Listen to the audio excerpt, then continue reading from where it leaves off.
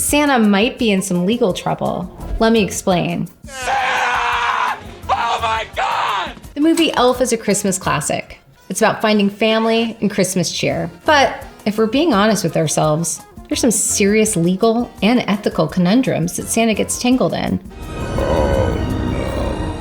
Luckily for Mr. Claus, I'm on his side. I'm a law professor, a former public defender, and I run the criminal justice clinic here at Georgetown Law. If Santa Claus were my client, here's how I would defend him.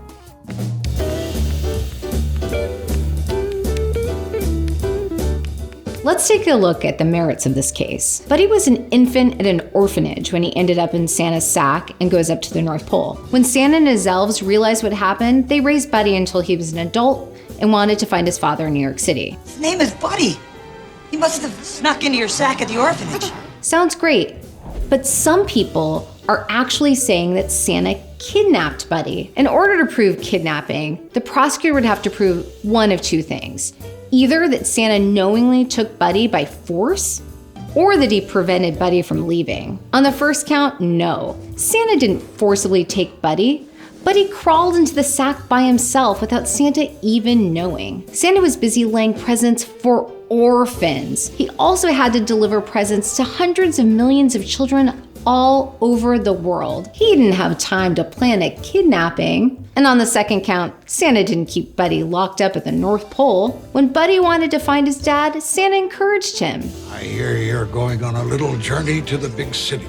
Other charges like child neglect or reckless endangerment don't have any legs because Buddy had a dream life in the North Pole. He had toys everywhere, the elves treated every day like it was Christmas, and Buddy was surrounded by people who cared for him. We also need to consider Santa's character. He's a selfless guy who does a lot for others, and he's so generous that he even brought presents for the jurors. And he doesn't have a record, which is pretty impressive for someone who's been around literally forever. Lastly, we need to talk about jurisdiction. The North Pole doesn't belong to any country or any state, so there isn't anyone to prosecute Santa, which makes my job easy. But since Santa wasn't aware of Buddy until he was in the North Pole, any crime that could have been committed would have happened in the North Pole. That means the state of New York has no jurisdiction. Any attempt to charge Santa is moot. Does New York have the right to retrieve Buddy from the North Pole since he was an orphan born of the state?